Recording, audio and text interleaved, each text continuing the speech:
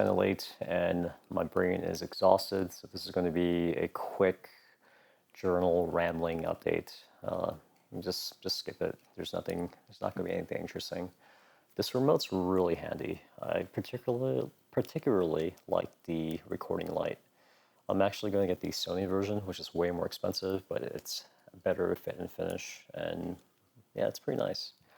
Also, the new lens came in, the 1635 power zoom. So this lets me, let's see. Okay, it's not working now, but it lets you use the remote to zoom, although it's going to be really slow. Here, I'll just hold on to it. It's slowly zooming. It's just happening very slowly, and you could customize the speed and everything. So I've been trying to shoot with the 16mm just to force myself to learn to appreciate it. It's a very wide shot, and so far what I've noticed is like, notice my hand, it could go from here to bam, right?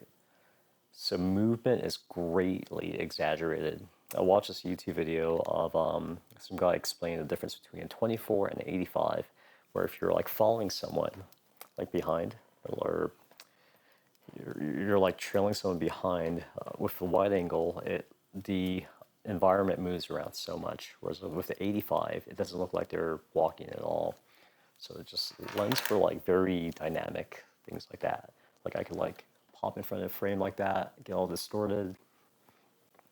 Anyway, other than that, had a really good morning.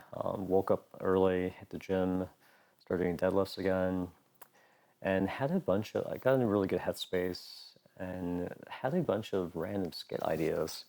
But then, of course, I started working. And the type of work I do, it's very, very soul crushing, effectively soul crushing. It's, oh my God.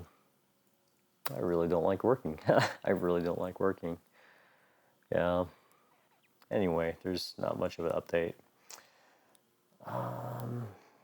I definitely do want to continue the travel momentum. One of the things I realized recently was just, oh, by the way, Mike and David, they just got back from their trip from Philippines, so they came in today. And they're always in this like forward thinking, they're like in this like next level headspace at all times. It's not just like happiness, grand scheming of things. They're like living above society. And one of the things that allows us to do that is they travel a lot. I realized that I've been on less than like 6 or 7, definitely under 10 international flights in my life, right? Whereas Mike and David, they do that in a year. They typically travel between like 6 to 12 times in a year. Right? That's more than I have traveled in my lifetime. And I consider myself to be a fairly decently traveled person. And Alex was telling me how your average American, 60% of Americans, I don't know if this statistic is true, 60% of Americans don't even have their passports. And then recently, with like the Philippines trip, I was trying to invite people, and so many people just had the lamest excuses. We're talking about multimillionaires that have all the free time in the world. They just had the weirdest excuses, right? You could actually pay for everything, eliminate all friction, plan everything out, make it a turnkey trip, and they will still refuse to travel. So it's not just like it's not just about stepping outside your comfort zone. It's about not having that neural network established. And I totally get that now. One of the things I'm realizing about myself is in any environment, I will adapt and I will just want to stabilize things within that environment. And I could just like stay like that, stuck forever, right?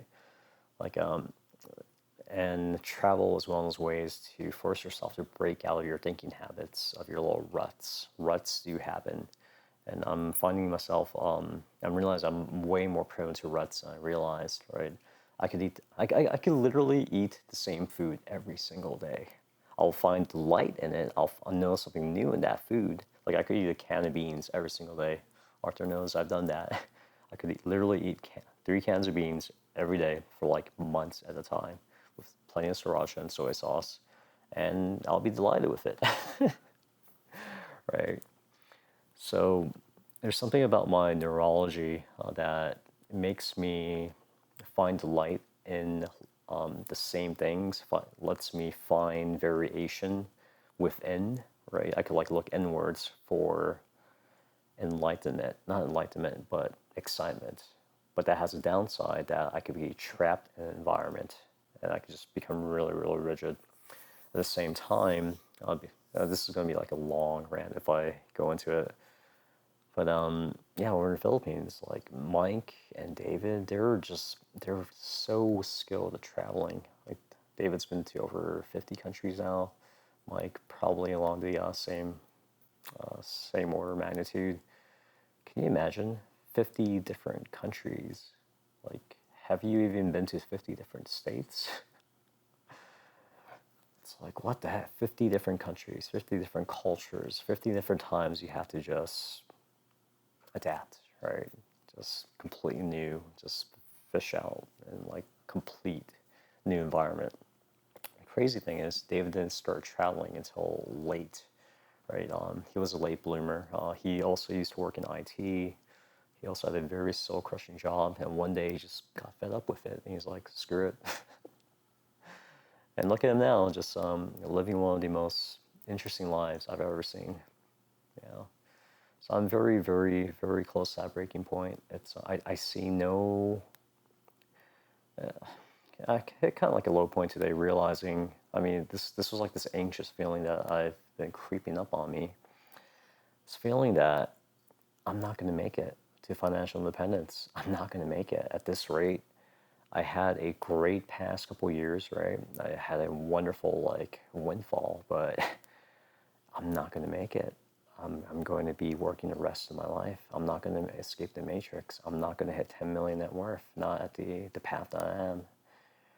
And it's just like, oh man, just watching my investments and all that, just like getting eaten with inflation, taxes, etc. I have like I have more money than a lot of Americans would just be able to earn in their lifetime, but it's like, yet that's still not enough to actually stop working and escape the matrix. That's the world that we live in. It's so realizing that it's like just working equals delaying the inevitable. So it just makes me think that, okay, come May is going to be when my salary resets to base levels, when I run out like stocks. Is there any point in me like working? It's like if I could literally move to the Philippines and live in a high-rise, lavish lifestyle for 40 years. Or I could just slave away in the US where like housing goes up like 20% every year. The inflation rate, according to the feds, is like 2%, 4% a year, but they could literally just make up that number.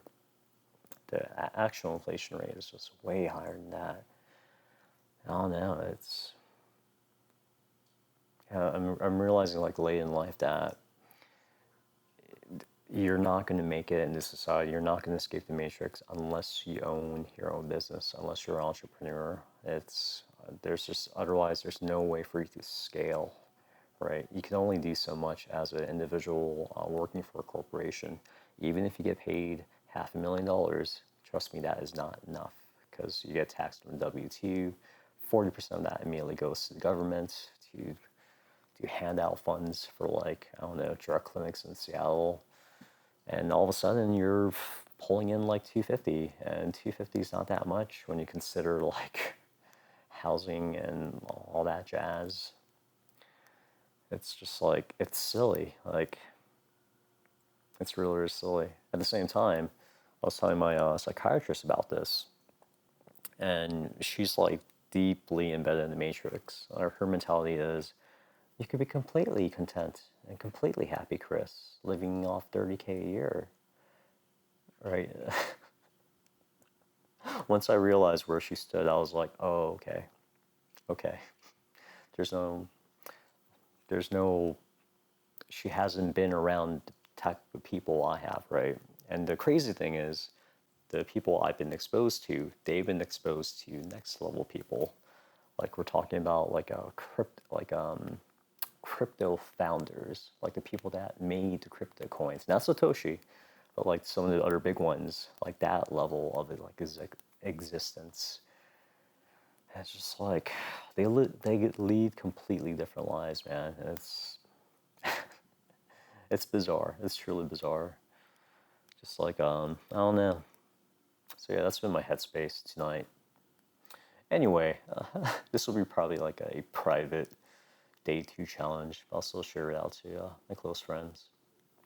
Oh, things I'm trying differently. I tried a manual exposure, overexposing it a bit, +2 it says in the meter. So I see zebras on the sign, but I'm trying to expose for my skin tones. And I see zebras in this little highlight thing right here. So we'll see if we could pull up some colors around this thing. The sign is going to be way too bright. This thing, this little Ulanzi freaking light comes in so handy. It's basically half the length of a nanolight, and it's just so useful. However, I don't like the UI of it. It's like these 4 plastic buttons that you're just blindly funneling in the back. So I finally broke down and ordered the Aputure one. Aputure, their lights are very, very expensive, very overpriced, like 4 to 10 times more expensive, but their UI tends to be polished. And I like the Aputure, the key light that I was using the other day. Anyway, 11 minutes. I guess that's all for tonight. Let's color grade this.